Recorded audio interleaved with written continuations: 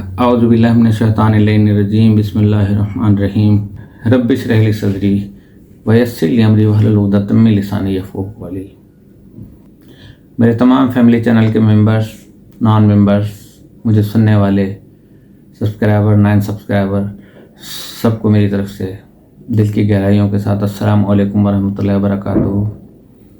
سب سے پہلے تو میں اسماعیل ہانیہ صاحب کی جو شہادت ہوئی ہے اس کی آپ کے بیہاف پہ پرزور مذمت کرتا ہوں، اور اس کے ساتھ ساتھ اس کی بھی پرزور مذمت کرتا ہوں کہ اسلامی دنیا ایز یوزول جو 1400 سال سے پہلے سے خاموش ہے، آج بھی خاموش ہے۔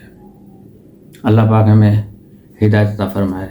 مجھے آج کا پروگرام جو کرنا تھا کہ سحر کی اشاعت جو ہے وہ کب سے، یعنی جادو کی اشاعت جو ہے کب سے شروع ہوئی، وہ پروگرام کرنا تھا، لیکن آج 25 محرم الحرام ہے اور آج امام زین العابدین علیہ السلام کی شہادت ہے، جو کربلا میں امام حسین علیہ السلام کے ساتھ موجود تھے اور بحکم خدا انہیں بیمار کر دیا گیا تھا۔ تھوڑی سی تاریخ اور بیان کر دوں کہ نبی کریم صلی اللہ علیہ وسلم کی ایک واحد بیٹی جناب فاطمہ الزہرا سلام اللہ علیہا، جو کہ تمام جنت کی خواتین کی سردار ہیں، اور ان کی شادی حضرت علی علیہ السلام سے، جو کہ ان کے چچا زاد بھائی بھی تھے، ان کے ساتھ انہوں نے کی۔ تو دو رشتے ہوئے کہ ایک بھائی بھی تھے اور ان کے داماد بھی تھے، حضرت ابو طالب کے بیٹے تھے۔ انہی سے حضرت امام حسن اور امام حسین کی ولادت ہوتی کہ جن کے لیے نبی کریم صلی اللہ علیہ وسلم نے کہا تھا کہ یہ میرے بیٹے ہیں۔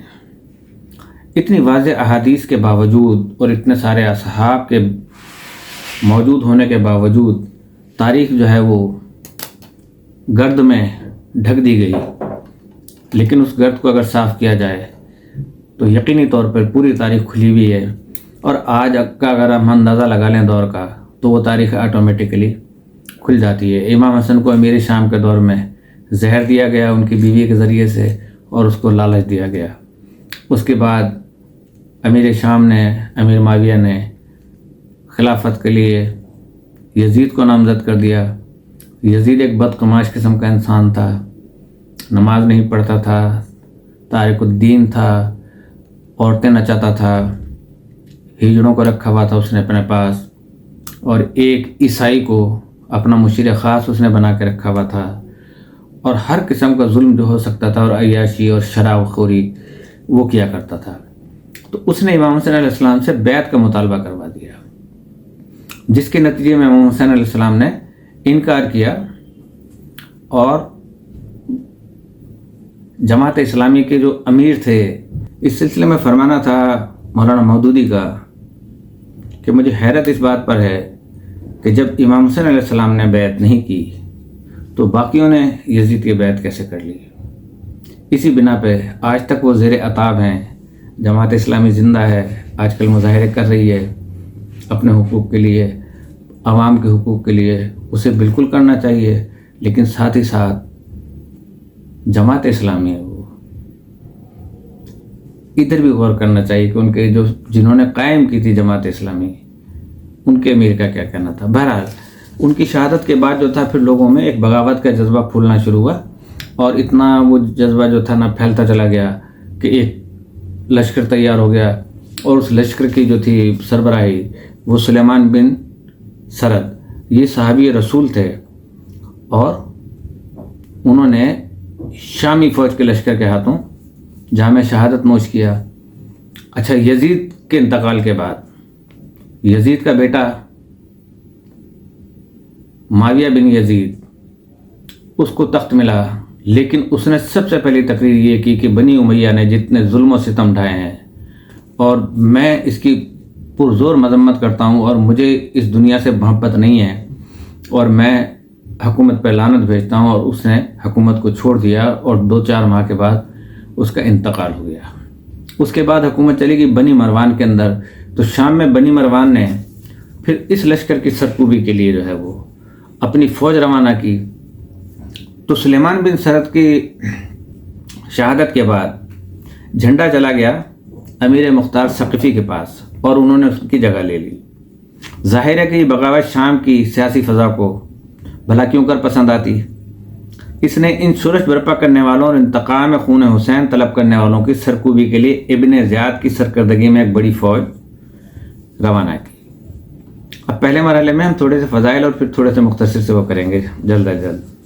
حق و باطل کی دو طاقتیں مقام موصل پر ایک دوسرے کے سامنے مقابل ہوئیں۔ ابراہیم نے پوری طاقت و دلیری کے ساتھ دشمن کے قلب لشکر پر حملہ کیا اور تھوڑی دیر میں ان کی تیغ آبدار نے ظالم ابن زیاد کے 2 ٹکڑے کر دیے۔ ان ایام میں شہر مدینہ دیگر شہروں کی نسبت ذرا پرسکون تھا۔ امام زین العابدین علیہ السلام اپنی ذات سے لوگوں کو علمی و روحانی ہدایت و رہبری سے سرفراز فرما رہے تھے۔ یعنی جب کربلا سے واپس آ گئے اور لوگوں میں یہ جوش پیدا ہوا کہ تو بہت زیادتی ہوئی ہے آل رسول کے ساتھ، اہل بیت رسول کے ساتھ، کہ جن کا ہم کلمہ پڑھتے ہیں، تو پھر یہ مدینے میں دوبارہ اپنے گھروں میں آباد ہو گئے تھے۔ تو اسی اثنا میں خدا کا کرنا ایسا ہوا کہ ایک دن شہر کی فضاؤں میں یہ آواز گونجی کہ اے اہل بیت نبوت و مادن رسالت، میں مختار ثقفی کا فرستادہ ہوں اور اپنے ہمراہ عبید اللہ ابن زیاد کا سر لایا ہوں۔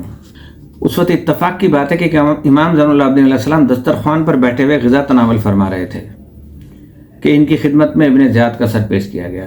شاید اس وقت امام کو کوفے کے اندر ابن زیاد کا دربار یاد آ گیا ہوگا کہ اس ناپاک کے سامنے دسترخوان لگا ہوا تھا اور اپنے سامنے سر امام حسین رکھے ہوئے اپنی چھڑی سے آپ کے لبے دنداں پر بے ادبی کرتا جاتا تھا۔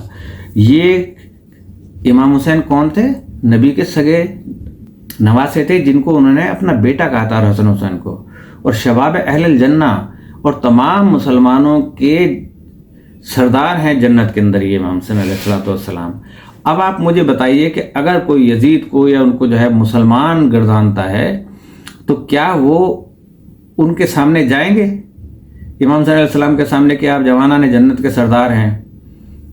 نہیں جائیں گے، اس لیے کہ انہیں یہ یقین ہی نہیں ہے کہ کوئی جنت و دوزخ ہے یا کوئی ایمان کی دولت ہے یا کچھ ایسا ہوگا، کیونکہ میں نے پہلے بتا دیا تھا کہ وہ انہوں نے بدر کا بدلہ لے لیا اور خیبر کے جو ہے نا اس کا بدلہ لے لیا، احد کے جو ہے نا اپنے آبا و اجداد کا بدلہ لے لیا، تو وہ اس وقت بھی اس نے کفر کی حمایت کی تھی، تو رہی صحیح کسر جو تھی وہ امیر مختار نے کر دی پوری ان کے ساتھ۔ تو ان کو یہ ایمان تھا ہی نہیں نبی کریم صلی اللہ علیہ وسلم کے اوپر کہ وہ جس کی وجہ سے امام حسین علیہ السلام اور امام حسن کو شباب اہل الجنہ تصور کرتے، وہ تو یہ کہتے تھے کہ یہ ڈھونگ رچایا ہے بنی ہاشم نے جو ہے۔ یہ دیکھ کر امام زین العابدین کا دل تڑپ اٹھا تھا اور آپ نے اللہ سے دعا کی تھی کہ پروردگار مجھے اس وقت تک موت نہ دے جب تک کہ میں اس منحوس کا سر بھی اسی طرح اپنے سامنے نہ دیکھ لوں۔ آپ نے ابن زیاد کا سر دیکھا اور لبوں پر ہلکی سی مسکراہٹ آئی، اور اس میں کوئی شک نہیں کہ بعد قتل حسین یہ آپ کے لبوں پر سب سے پہلی مسکراہٹ تھی۔ تاریخیں گواہ ہیں کہ ایک زمانے میں ایک انتہائی پرشان و شوکت اور پر روب و جلال قافلہ خانہ کعبہ کی طرف حج کے لیے روانہ ہوا۔ اس قافلے کا سردار خلیفہ وقت عبد الملک کا فرزند حشام تھا۔ ایام حج میں ایک دن اس نے تاج شاہی سر پر رکھا اور جامع احرام پہنا اور اپنے اراکین سلطنت کی ایک بڑی تعداد کے حلقے میں طواف کعبہ کے لیے چلا، لیکن اسے کیا معلوم تھا کہ خانہ کعبہ کے جاہ و جلال کے سامنے اس کا جاہ و جلال کچھ بھی نہیں، اور اللہ کی بڑائی کے سامنے ہر ایک کی بڑائی چھوٹی نظر آتی ہے۔ حدود حرم میں یہ زرق و برق شاہی لباس کسی طرح بھی وہ مرتبہ و قرب حاصل نہیں کر سکتا۔ وہ چونکہ ولی عہد سلطنت تھا، ہر چند کوشش کی کہ طواف کرنے والوں کی صفیں اس کو راستہ دے دیں کہ وہ حجر اسود تک پہنچ کر بوسہ دے، لیکن کسی نے راستہ نہ دیا۔ اراکین سلطنت نے بھی بہت کوشش کی مگر یہ ممکن نہ ہو سکا۔ لوگوں نے اس کی طرف کوئی توجہ نہ دی اور اپنے طواف و دعا اور مناجات میں مشغول رہے۔ حشام کو بھی اوروں کی طرح رکنا پڑا تاکہ اپنے پورے اراکین کے ساتھ حجر اسود تک پہنچنے کا موقع مل سکے، حالانکہ ولی عہد کی حیثیت سے اب تک وہ جو چاہتا تھا فوراً ہو جاتا تھا۔ بالآخر اس نے جھنجھلا کر حکم دیا کہ اس اژدہام میں ایک بلند تخت اس پر رکھ دیا جائے، اور اس لیے رکھ دیا جائے کہ وہ اس پر آرام سے کھڑا ہو سکے اور بھیڑ کم ہونے کا انتظار کر سکے۔ اسی اثنا میں ایک طرف سے ایک شخص نے نرم آواز کے ساتھ اللہ اکبر کی صدا بلند کی اور فوراً ہی تمام حجاج اللہ اکبر کا نعرہ بلند کرتے ہوئے اس کی طرف متوجہ ہوئے اور مڑ مڑ کر اس کے نورانی چہرے کی زیارت کرنے لگے۔ ان کو دیکھتے ہی صفیں پھٹنے لگیں، ان کے لیے راستہ بنانے لگیں کہ تاکہ امام زین العابدین پہنچ کر حجر اسود کو بوسہ دے سکیں۔ اس بے تخت و تاج کے رہنما کی طرف لوگوں کی یہ توجہ اور اس صاحب اقتدار اور حکمران کی طرف سے یہ بے توجہی دیکھ کر خلیفہ زادہ غصے کی آگ میں جل اٹھا کہ باوجود یہ کہ وہ ولی عہد سلطنت ہے، لوگ اس کی طرف توجہ نہیں دے رہے ہیں، جبکہ امام کے چاروں طرف پروانوں کی طرح حلقہ کیے ہوئے ہیں۔ اس کے مقربین میں سے کسی نے ازراہ شرارت یا ازراہ سادگی حشام سے پوچھا کہ یہ کون شخص ہے کہ جس کی لوگ اس قدر تعظیم کر رہے ہیں؟ حشام باوجود یہ کہ فرزند رسول کو خوب اچھی طرح پہچانتا تھا، مگر اس نے جواب دیا کہ میں نہیں جانتا کہ یہ کون ہے۔ اس کے اس جواب پر انہیں سخت تعجب ہوا کہ ایک کیسا ولی عہد ہے کہ اسلام کے اصلی رہبر کو بھی نہیں پہچانتا، مگر اس مجمع میں ایک شاعر ابو نواس یعنی فرزدق بھی قریب ہی کھڑا تھا، جو عرب کا ایک زبردست شاعر تھا۔ حشام کا یہ تجاہل عرفانہ دیکھ کر اسے جوش آ گیا اور اس کے جذبات برانگیختہ ہو گئے اور اس نے فی البدی عرفی قصیدہ سنایا۔ اچھا، قصیدہ بہت بڑا ہے، میں مختصر اس کو آپ کے سامنے بیان کر رہا ہوں کہ حشام اگر تو نہیں پہچانتا تو مجھ سے سن، یہ وہ ہیں کہ جن کے فضائل کو قرآن اپنے سینے سے لگائے ہوئے ہے، یہ وہ ہیں کہ جو جود و سخا پر ابر باروں کو بھی رشکاتا ہے، یہ وہ ہیں کہ جن کے نشان قدم مکہ پہچانتا ہے، انہیں خانہ کعبہ جانتا ہے، ان سے دنیا واقف ہے، ساری مخلوق ان کی شناسا ہے اور ان سے حرم آشنا ہے، یعنی کعبہ ان سے آشنا ہے۔ انہی لوگوں نے اپنے علم کی روشنی سے ہمارے لیے دین کی وضاحت فرمائی، انہی حضرات نے اپنی سخاوتوں کی بارش سے ہماری زندگی کو سرسبز و شاداب بنایا۔ یہ بہترین مخلوق خدا کا فرزند ہے، یہ وہ ہیں کہ ان کے دروازے سے کوئی سائل آج تک خالی واپس نہیں لوٹا، نہ کوئی محروم لوٹا۔ یہ وہ ہیں کہ جن کے بعد اور جن کے جد حضرت محمد مصطفیٰ صلی اللہ علیہ وسلم ہیں، یہ وسیع رسول کے فرزند ہیں، وہ وسیع رسول جن کی تلوار نے بڑے بڑے کارنامے انجام دیے، بدر میں، خیبر میں اور احد میں۔ یہ وہ ہیں کہ خالق کائنات نے بڑے بڑے فضائل عطا کیے ہیں، ان کے جسم پھول کی مانند تازہ اور نورانی بنائے ہیں۔ یہ فرزند فاطمہ سلام اللہ علیہ ہیں، اگر تو انہیں نہیں پہچانتا تو سن، یہ فرزند خاتم الانبیاء ہیں، یہ وہی ہیں کہ جنہوں نے اپنے دشمن کے دامن کو داغدار بنا دیا، یہ وہ ہیں کہ جب نماز کے لیے کھڑے ہوتے ہیں تو خدا ان کی مدد کرتا ہے اور جب زبان کھولتے ہیں تو قرآن ان کی تائید کرتا ہے۔ یہ وہ ہیں کہ جس نے ان کا حق نہ پہچانا اور اس نے اللہ کے حق کا انکار کیا، یعنی جس نے ان کا حق نہیں پہچانا انہوں نے اللہ کے حق کا انکار کیا۔ یہ وہ ہیں کہ جن کا قلم موتی برساتا ہے اور ہر سمجھدار ان کے درس کو دیکھ کر انگشت بر لب ہو جاتا ہے، جو ان کا بدخواہ ہوگا وہ خود اپنا نقصان کرے گا، اور تشہد کے سوا کبھی ان کے منہ سے لا نہیں نکلا، اور اگر تشہد نہ ہوتا تو ہرگز ہرگز ان کی زبان سے لا نہیں نکلتا، کہ جس کے معنی ہے کہ نہیں ہے کوئی خدا۔ تو جو ان سے دشمنی کرے گا وہ جہنم کی آگ میں جلے گا۔ جو شخص اللہ کو پہچانتا ہے وہ ان کی فضیلت اور برتری کو بھی جانتا ہے، اس لیے کہ ملت کو دین انہی کے خاندان سے ملا۔ یہ لوگ تاریکی میں چاند کی مانند چمکتے ہیں، یہ لوگ جس وقت حمد و ثناء الہی میں مشغول ہوتے ہیں تو بید کی طرح کانپتے ہیں، جس طرح بید ایسے سے ہلتا ہوا کے اندر، مگر جب نیزہ زنی کا وقت ہو تو اس طرح ثابت قدم رہتے ہیں کہ جیسے پہاڑ اپنی جگہ پہ جمع ہوا ہو۔ یہ عزت و عظمت کی اس بلندی پر فائز ہیں کہ کوئی مسلمان خواہ عرب ہو خواہ غیر عرب ہو اس بلندی تک نہیں پہنچ سکتا۔ یہ اس خاندان کے ایک فرد ہیں کہ جس کے دسترخوان سے ساری مخلوق روزی کھاتی ہے۔ اگر قبیلے قریش کی نظر ان پر پڑ جائے تو کہنے والا کہہ اٹھے گا کہ اعلیٰ نسبی انہی سے شروع ہوئی اور انہی پر ختم ہوتی ہے۔ یہ وہ ہیں کہ جن کے دریائے وجود کا اصل سرچشمہ سیرت پیغمبر ہے۔ یہ وہ ہیں کہ جن کی فصاحت و بلاغت وہم و قیاس سے بھی بالا تر، اور جن کی سخاوت کے آگے حاکم تائی بھی دست برتا ہو گیا ہے۔ کعبہ خوب جانتا ہے کہ اس کے صحن میں حجر اسود کو بوسہ دینے کے لیے کون سا بندہ معبود آگے بڑھ رہا ہے، جس کی معطر سانس سے پوری فضا خوشبوؤں سے بس گئی ہے۔ یہ وہ ہیں کہ جو شخص ان کی ہدایت پر عمل پیرا ہوگا وہ نجات پائے گا۔ اگر کوئی سائل ان سے سوال کرتا ہے تو ادھر شرمندگی سے اس کی نظر نیچی رہتی ہے اور ادھر یہ اپنی نگاہ نیچی رکھتے ہیں اور بالکل خاموش رہتے ہیں، یہاں تک کہ سائل کے لبوں پر مسکراہٹ آ جاتی ہے۔ سبحان اللہ۔ جد کے ذریعے یعنی نبی کریم صلی اللہ علیہ وسلم کے ذریعے علم لدنی کا مالک بنایا ہے۔ ان کے دستے مبارک ہمارے لیے اللہ کے لیے ایک نعمت ہیں۔ اس روئے زمین میں ہر بڑے سے بڑا انسان ان کا شکر گزار ہے۔ یہ ایسے نرم مزاج ہیں کہ کسی کو ان سے گزند پہنچنے کا، کوئی تکلیف پہنچنے کا خیال بھی نہیں ہوتا۔ ان کے اندر دو خصلتیں بہت نمایاں ہیں، ایک خوش اخلاقی اور دوسرے بخشش۔ مگر حاسدوں کو تو اللہ نے توفیق ہی نہیں دی کہ وہ ان سے فیض حاصل کریں، جس کا نتیجہ آج آپ کے سامنے ہے کہ حاسدین اہل بیت کے دشمن ہیں۔ آج کے دور میں اتنا تاریخ سامنے آ چکی ہے، قرآن شریف کے حوالے بھی موجود ہیں، احادیث مبارکہ میں لکھا ہوا ہے، سب کتابوں میں لکھا ہوا ہے، اس کے باوجود امام حسین سے دشمنی۔ تو یہ حاسدی ہیں اور اپنے حسد میں ہی کہتے ہیں کہ یزید جو ہے وہ اس کی بیعت کرنی چاہیے تھی امام حسین علیہ السلام کو، نعوذ باللہ، اور وہ واجب القتل تھے۔ واجب القتل تو وہ شخص ہے کہ جو یہ بتا رہا ہے واجب القتل، اور ہوگا کسی طریقے سے۔ کوئی ان کے انتقام کرنے والے جنہوں نے ظلم کیا ہے، سب سے انتقام لیا گیا ہے۔ اللہ نے کسی کو بھی جو ہے نا رسی ڈھیلی نہیں چھوڑی۔ ایک وقت تک رسی ڈھیلی چھوڑتا ہے، اس کے بعد یہ جو ہے نا نئے نئے روپ بنا کر جو ہے پبلک کو دھوکے دیتے ہیں اور فرقہ بازی کرتے ہیں۔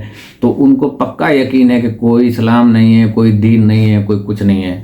ہمیں اپنے چینل چلانے ہیں، ہمیں اپنے جو ہے نا منوانا ہے، فرقے بنانے ہیں زیادہ سے زیادہ، تاکہ ہمارا نام رہے اور روشن نام رہے۔ ادھر جائیں، امریکہ جائیں، ہیلی کاپٹروں میں بیٹھیں، اور پھر ہم جو ہے نا وہ سیرت رسول اور سنت رسول کی بات کرتے رہیں۔ یہ سب پیڈ ہیں۔ کوئی عالم کسی بھی مذہب اور فرقے سے کیوں نہ ہو، میں آپ کو رب ذوالجلال والاکرام کی قسم کھا کے کہتا ہوں، بہت ساری باتیں چھپاتے ہیں حق کی، جو کہ نہیں چھپانی چاہیے۔ تو حاسدوں کو تو وہ تو ظاہر ہے کہ جب ان کو فیض ملا ہی نہیں اور وہ حسد ہی کرتے رہے تو انہیں کیا علم ملے گا، اسی جہالت کے علاوہ کہ جن کو بولنے کا جو ہے تمیز نہیں، بولنے کا اندازہ نہیں کہ ہم بول کیا رہے ہیں۔ ان کی آواز میں اتنی تاثیر نہیں کہ لوگ ان کی طرف بڑھیں۔ ان کی طرف وہی شیطان صفت لوگ جاتے ہیں کہ جو خود ان کے دل میں جو ہے کینہ ہوتا ہے۔ ان کی سیرت پاک رسول کی سیرت کے بالکل مشابہ ہے۔ یہ کسی سے وعدہ خلافی نہیں کرتے، کامل روحانیت رکھتے ہیں، کشادہ روح ہیں۔ اہل ایمان کو اپنے علم و احساس میں اس طرح غرق کر دیا کہ اب ان میں کور باطنی، اندر کا جو کور ہوتا ہے بالکل، یعنی اندھا پن جو ہوتا ہے، تنگ دستی اور افلاس باقی نہیں رہ گیا ہے۔ اے حشام، تیرے یہ دریافت کرنا کہ یہ کون ہے، اس سے ان کی قدر و منزلت میں ذرہ برابر بھی کمی نہیں ہو سکتی۔ تو جس سے تجاہل برت رہا ہے، اور ان کو عرب ہو یا غیر عرب ہو سب پہچانتے ہیں۔ یہ اس خاندان کی عظیم ہستی ہیں کہ جس کے غلام تک عظیم بن جاتے ہیں، کیونکہ ان کی عظمت و بزرگی کی شہرت بلند آسمانوں پر بھی ہے۔ یہ اس نسل سے ہیں کہ جن کی محبت عین دین ہے اور ان کی دشمنی عین کفر ہے۔ تو اب آپ کافروں کا اندازہ خود لگا لیں کہ جو ان سے دشمنی کرے گا، نبی کریم صلی اللہ علیہ وسلم کی حدیث ہے کہ جنہوں نے ان کو دوست رکھا، یا اے اللہ تو ان کو دوست رکھ، جو ان سے دشمنی رکھے تو ان سے دشمنی رکھ۔ واضح طور پہ تو کیا نبی کریم صلی اللہ علیہ وسلم کی دعا اللہ تعالیٰ نے قبول نہیں کی ہوگی؟ اور ایک دفعہ نہیں کہا، بارہا کہا اپنے ان اہل بیت کے لیے۔ ان کا تقرب ذریعہ نجات و سرمایہ توسل ہے۔ اگر کوئی شخص ان سے دشمنی کرتا ہے تو کرتا رہے، اللہ خود ان کا نگہبان ہے۔ ان کی تشریف آوری نے صفا و حجر الاسود کے دل کو مسرتوں کے مالا مال کر دیا ہے۔ اگر کعبے کو معلوم ہو جائے کہ کون سی ہستی تشریف لائی ہے تو وہ خود بڑھ کر اس کو بوسہ دے گا، اور ہر اس مقام کو بوسہ دے گا جہاں انہوں نے قدم رکھے۔ یہ اس نسل سے ہیں کہ خالق کائنات نے جن کے راستے کو روشن کر رکھا ہے اور ان کی حجتوں اور دلیلوں کو قرآن کے ذریعے مستحکم بنا دیا ہے۔ ان کی زبان ہمیشہ سچائی پر قائم رہتی ہے۔ یا اگر سوال کیا جائے کہ تمام مخلوقات میں سب سے بالا تر اور بہتر کون ہے، تو جواب ملے گا یہی نسل اور خاندان۔ تنگ دستی بغیر ان کی کشادہ دستی سے کم نہیں ہوتی، چاہے وہ تنگ دستی ہو یا کشادہ دستی ہو، کوئی فرق نہیں پڑتا، خواہ وہ خود تونگر ہو یا تنگ دست، ایک جیسا سلسلہ رہتا ہے۔ یہی ایک ولی کی جو ہے وہ نشانی ہوتی ہے۔ ان کے اقتدار کے سامنے بڑے سے بڑا اقتدار سر جھکائے نظر آتا ہے۔ یہ وہ ہستیاں ہیں کہ جب کوئی ناگوار حادثہ ہم لوگوں کی تلاش کو چلتا ہے تو ہم لوگ انہی کی محبت کے واسطے سے ان آثموں کو دور کر سکتے ہیں اور اپنی نیکیوں اور نعمتوں میں اضافہ کر سکتے ہیں۔ جب کوئی ناگوار حادثہ پیش آ جاتا ہے تو اس میں فیصلے کی ضرورت ہوتی ہے، تو سارے قریش میں انہی کا گھر، جس سے کہ لوگ کسب نور حاصل کرتے ہیں اور رائے صائب حاصل کرتے ہیں، ان کے پیروکاروں کے ایام بہت خوش و خرم بسر ہوتے ہیں، اور ان کے دشمنوں کے ہاتھ بے کلائی کے پنجے کی مانند ہوتے ہیں، چھوٹے چھوٹے ہاتھ ہوتے ہیں۔ یہ صرف دیکھنے کے ایسے ہیں، لالچ ان میں بھرا ہوا ہے، سیرت یزید ان میں بھری ہوئی ہے، سنت یزید بھری ہوئی ہے، اور کیوں نہ ہوگی کہ ان کے آباء و اجداد تھے، اور دشمنی بھی کیوں نہ ہوگی کہ وہ بدر والے جو کافر مارے گئے تھے وہ انہی کے آباء و اجداد تھے نا۔ بعد میں جو تھا وہ سلسلہ ہوتا رہا۔ بہرحال ان کی ولایت کا سورج کسی کی آنکھ سے پوشیدہ نہیں ہے۔ ان کی ولایت کی گواہیاں جنگ بدر، کوہ احد، جنگ خیبر، جنگ خندق اور فتح مکہ میں ملیں گی، جس وقت دشمنوں کی سخت یلغار تھی۔ ان کی تلوار نے جنگ جمل میں کیسے کیسے معجزے دکھائے، پھر جنگ صفین میں ان کے نیزوں نے کیا کیا خون بہائے، اور جنگ نہروان نے کتنے خون کی نہریں جاری کی۔ اس کے علاوہ یوم خیبر، حنین، یہ دو شاہدین عادلین تو مشہور ہی ہیں، اور دوسرے غزوات بھی تاریخی شاہد ہیں۔ یہ خدا کے حکم کے مطابق حکم دیتے ہیں۔ ان کے فضائل ہر مسلمان کے نزدیک ثابت ہیں، مسلمان کے نزدیک، غیر مسلم کی بات نہیں کر رہا ہوں میں، کچھ ہیں جینوین غیر مسلم ہیں، ان کے نزدیک ہیں۔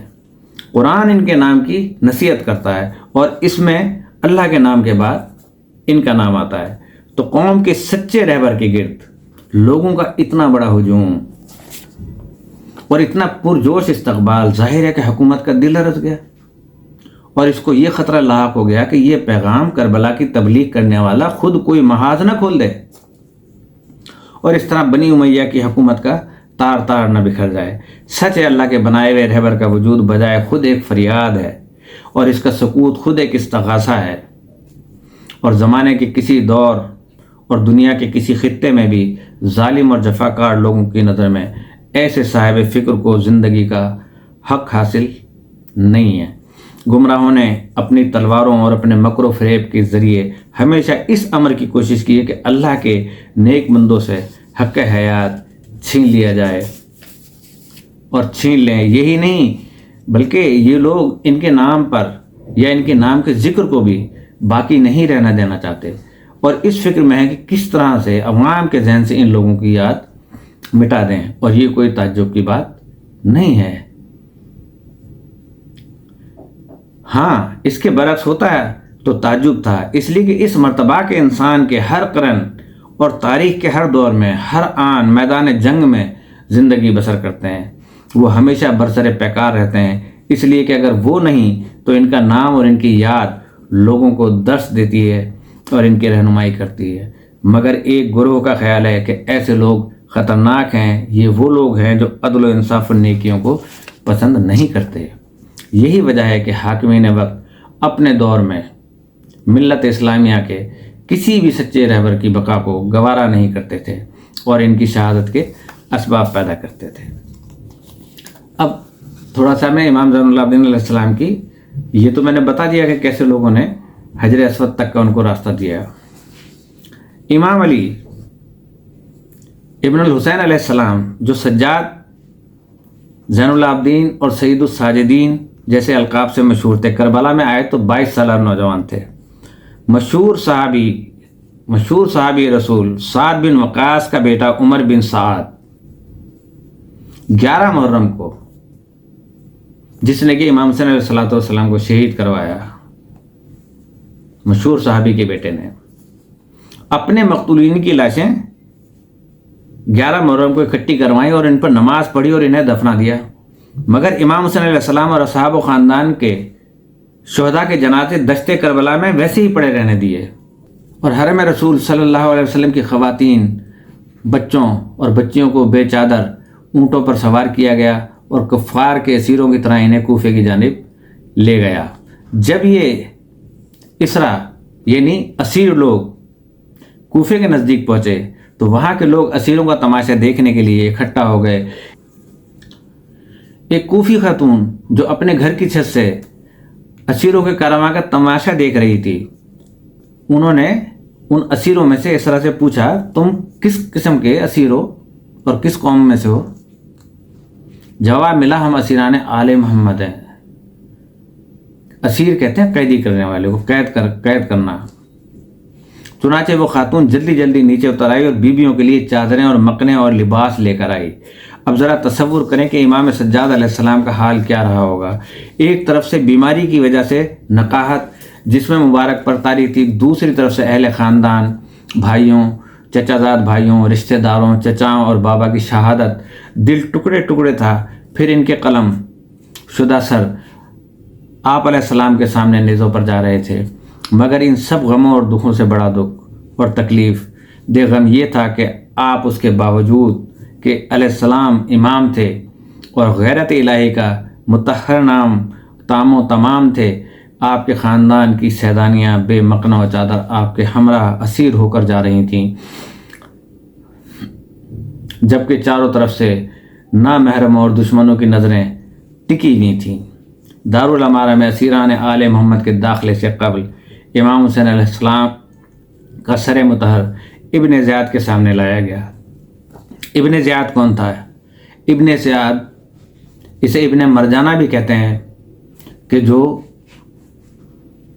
زنا کی پیدا ہوتا ہے، زنا کی پیداوار ہوتا ہے، تو ابن مرجانہ کے نام سے بھی مشہور ہے، لیکن یہ بعد میں بے نامی اسلام، جس طرح بے نامی اکاؤنٹ ہوتے ہیں اس طرح بے نامی اسلام بھی ہوتے ہیں۔ تو ابو سفیان کا بیٹا اور امیر شام امیر معاویہ کا بھائی تھا اور یزید کا چچا تھا، کیونکہ اس دور کے حساب سے جو بھی نکاح کیے جاتے تھے بقول ان کے کہ جس عورت سے ملاپ ہو جاتا تھا، نکاح کیا تو اس سے جو بچہ پیدا ہوتا تھا وہ بعد میں تو ناجائز قرار پایا جب اسلام آ گیا، لیکن اس سے پہلے وہ جائز تھا، تو اس کا نام تھا سمیہ، تو اسی لیے اس کو بن سمیہ بھی کہا جاتا تھا۔ لیکن امیر معاویہ نے بارہا اس کو اپنا بھائی کہا اور کہا کہ یہ میرا بھائی ہے۔ تو ابو سفیان نے طائف میں سمیہ نامی خاتون سے زنا کے نتیجے میں، جو کہ زنا تھا، لوگوں نے ان کو بچانے کے لیے جو تھا نا وہ بتایا کہ نکاح کیا ہے، اور چلے نکاح کیا بھی ہوگا تو ہو سکتا ہے، تو ان کے نتیجے میں اس کی پیدائش ہوئی۔ اور مرجانہ سے مراد یہ ہے کہ جس سے مراد ناپاکی ہے، کہ ناپاکی کے حالت میں پیدا ہوئی، تو اس وجہ سے اس کو حکومت سونپی گئی تھی۔ وہاں بھی ان کا خاندان جو تھا وہ چل رہا تھا۔ بہرحال ابن مرجانہ کے ہاتھ میں خیرزان کی ایک چھڑی تھی، جس سے امام کے لب و دنداں پر وہ بے ادبی کرنے لگا۔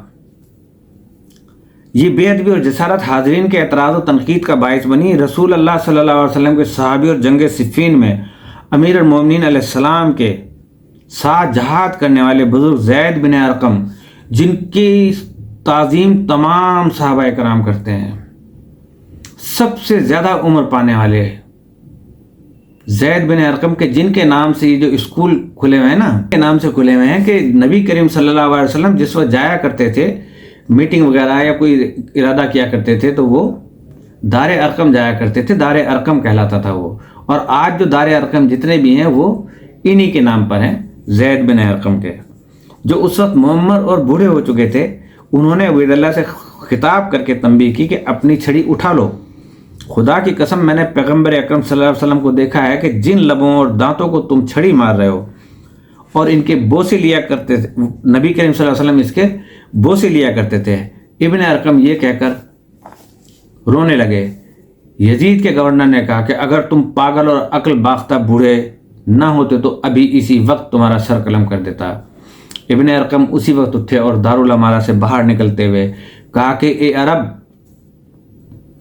آج تک ان کی آواز پکار رہی ہے، زید بن ارقم کی، یہ جماعت اسلامی کی جتنے اسکول ہیں نا دار ارقم، آج بھی پکار رہی ہے زید بن ارقم کی آواز جو ہے، اور یہ پکار جو ہے کہ اے عرب، آج سے تم سب غلام بن گئے ہو، تم نے فرزند فاطمہ سلام اللہ علیہ کو قتل کیا اور ابن مرجانہ کو اپنا امیر تسلیم کیا۔ خدا کی قسم یہ شخص تمہارے نیک اور صالح افراد کو چن چن کر قتل کرے گا اور تمہارے شریروں اور جرائم پیشہ افراد سے کام لے گا۔ اسی مجمع میں رسول خدا کے ایک اور صحابی انس بن مالک بھی موجود تھے، جو امام علیہ السلام کا سر دیکھ کر اور عبید اللہ کی جسارت کا مشاہدہ کر کے روئے اور کہا کہ یہ رسول اللہ کے ساتھ بہت زیادہ شباہت رکھتے تھے۔ اس کے بعد اسرا کو یعنی اسیروں کو ابن زیاد کے دربار میں لایا گیا۔ ابن مرجانہ نے امام سجاد کو دیکھا تو کہا کہ تم کون ہو؟ فرمایا علی بن الحسین۔ اس ملعون نے کہا یا علی بن الحسین کو خدا نے نہیں مارا؟ امام نے فرمایا میرے ایک بھائی کا نام بھی علی تھا جن کو لوگوں نے قتل کر ڈالا۔ ابن زیاد نے کہا خدا نے مارا ہے اسے۔ امام نے فرمایا کہ خدا موت کے وقت انسانوں کی روح اپنے قبضے میں لے لیتا ہے۔ سورہ زمر کی آیت نمبر 42 پڑھی۔ ابن زیاد نے غصے میں کہا میرے جواب میں دلیری دکھاتے ہو؟ اپنے جلادوں کو حکم دیا کہ ان کا کلام قطع کر دیں اور ان کا سر قلم کر دیں۔ اسی ہنگامے میں جناب زینب سلام اللہ علیہ نے فرمایا اے پسر زیاد، تم نے جتنا ہمارا خون بہایا بس۔ اور امام سجاد کو جناب زینب نے اپنے گود میں بھر لیا، آغوش میں لے لیا اور فرمایا واللہ میں ان سے جدا نہ ہوں گی، اگر تم انہیں مارنا چاہتے ہو تو مجھے بھی قتل کر دو۔ ابن زیاد نے ان کی طرف دیکھا اور کہا کہ عجبہ کی یہ عورت اپنے بھتیجے کے ہمراہ، عجبہ نام تھا اس کا بندے کا جس کو کہا تھا کہ یہ عورت اپنے بھتیجے کے ہمراہ قتل ہونا چاہتی ہے، چھوڑو اس کو کیونکہ یہ اپنی بیماری سے خود ہی مر جائے گا۔ امام سجاد نے اس کے بعد سفر شام کی مشقیں اور مشقتیں، اسیری کے دکھ درد، دربار یزید کے عذاب کو برداشت کیا اور اپنی عمر شریف کے آخری ایام تک کربلا اور کوفہ و شام کے مصائب کو یاد کرتے تھے اور گریہ فرماتے تھے۔ روایت ہے کہ مدینے میں ایک باطل گو مسخرہ رہتا تھا جو اپنی بزلہ گوئی اور مذاق کے ذریعے لوگوں کو ہنسایا کرتا تھا۔ اس نے ایک روز کہا علی بن الحسین نے مجھے تھکا کر رکھ دیا ہے اور میں عاجز آ گیا ہوں کیونکہ میں نے جتنی بھی کوشش کی لیکن میں انہیں ہنسا نہ سکا۔ امام سجاد محرم الحرام سن 94 یا 96 ہجری کو 57 سالہ عمر کے اندر اموی بادشاہ عبد الملک بن مروان کے حکم پر اس کے ایک بیٹے کے ہاتھوں مسموم ہوئے، یعنی ان کو زہر دیا گیا اور بستر شہادت پر لیٹ گئے۔ امام علیہ السلام نے بیماری کے عالم میں اپنی اولاد کو جمع کیا اور اپنے فرزند محمد بن علی کہ وہ بھی کربلا کی مصیبتوں میں موجود تھے جبکہ اس وقت آپ کی عمر صرف 4 سال تھی، ان کو اپنا وصی مقرر کیا اور انہیں باقر نام دیا جنہیں امام محمد باقر علیہ السلام کہتے ہیں، اور اپنی دیگر اولاد کی ذمہ داری آپ کے سپرد کی اور انہیں نصیحت و وصیت کی۔ اس کے بعد امام باقر علیہ السلام کو اپنے سینے سے لگایا اور فرمایا میں تمہیں وہی نصیحت کرتا ہوں جو میرے بابا نے مجھے اپنی شہادت کے دن وصیت کی تھی، اور کہا تھا کہ انہیں ان کے والد نے وصیت کی تھی کہ اپنی شہادت کے وقت، اور وہ یہ ہے کہ ہر اس شخص پر ظلم مت کرنا جس کا خدا کے علاوہ کوئی یار و مددگار نہ ہو، چاہے وہ دشمنی کیوں نہ ہو۔ امام علیہ السلام کی شہادت واقع ہوئی ہے تو پورا مدینہ امام علیہ السلام کی سوگ میں عزادار ہو گیا۔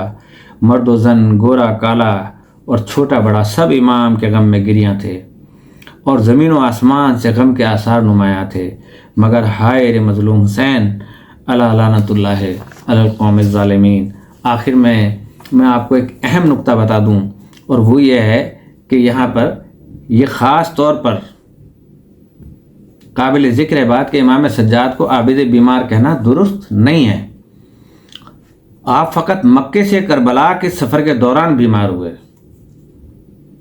اور عاشورہ کے دن بیمار رہے، اور اس امر کا راز اس وقت کھلا کہ جب اس روز امام کے تمام فرزند حتیٰ کہ حضرت علی اصغر شیر خوار تک شہید ہوئے، اور جب شمر ملعون اپنے اوباش کے ہمراہ آپ علیہ السلام کے خیمے کی طرف پہنچا تو اس نے امام کو قتل کرنے کا ارادہ کیا، مگر دشمن کے لشکر میں سے موجود حمید بن مسلم اور دوسرے کے قول کے مطابق عمر بن سعد نے امام علیہ السلام کی بیماری کا ذکر کیا اور شمر کے ارادے کو عملی جامہ نہیں پہننے دیا۔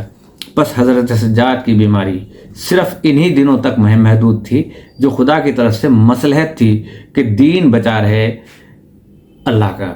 جو کہ پسندیدہ دین تھا، اسلام بچا رہے۔ اس کے بعد کبھی حضرت امام زین العابدین بیمار نہ ہوئے تھے، بس حضرت سجاد کی بیماری صرف انہی دنوں تک محدود تھی۔ حبان اہل بیت علیہ السلام کے لیے غیر شائستہ ہے کہ وہ اس حقیقت سے ناواقف ہوں اور امام سجاد علیہ السلام کو زین العابدین بیمار یا امام بیمار یا عابد بیمار جیسے القاب سے نوازیں۔ اور پھر یہ بات بھی بعد از قیاس نہیں ہے کہ امام علیہ السلام کو امام بیمار کا لقب اموی فکر نے دیا ہو، کیونکہ ایسے بیجا القاب کا فائدہ بھی صرف امویوں کو ملتا ہے۔ اسی کے ساتھ میں آپ سے اجازت چاہتا ہوں، اس دعا کے ساتھ کہ اللہ پاک ہم سب کی جان و مال و آبرو عزتوں کی اور ایمان کی حفاظت فرمائے اور دشمنان اہل بیت کو نیست و نابود فرمائے۔ اپنے نام کو تو اونچا رکھنے والا ہے، ہمارے بچوں کو نیک تعلیم اور نیک ہدایت عطا فرما۔ اور ایک مرتبہ پھر میں مذمت کرتا ہوں اسماعیل ہانیہ شہید کی، کہ جن کو بہت طریقے سے شہید کیا گیا، اور تمام مسلمانوں کو چاہیے، جماعت اسلامی نے غائبانہ نماز جنازہ پڑھائی ہے، لیکن تاریخ گواہ ہے کہ غائبانہ نماز جنازہ کا اسلام میں کوئی تصور نہیں ہے۔ صرف ایک نجاشی کے جنازے کو بیس بنا کے، جو کہ نبی کریم صلی اللہ علیہ وسلم نے پڑھا تھا، وہ انہی تک محدود تھا، اگر ہوا تو، اس کے بعد نہیں ہے۔ لیکن سب خاموش ہیں، بدعتیں جتنی ہیں سب اس پر خاموش ہیں۔ اسی کے ساتھ اجازت چاہتا ہوں، السلام علیکم ورحمۃ اللہ وبرکاتہ۔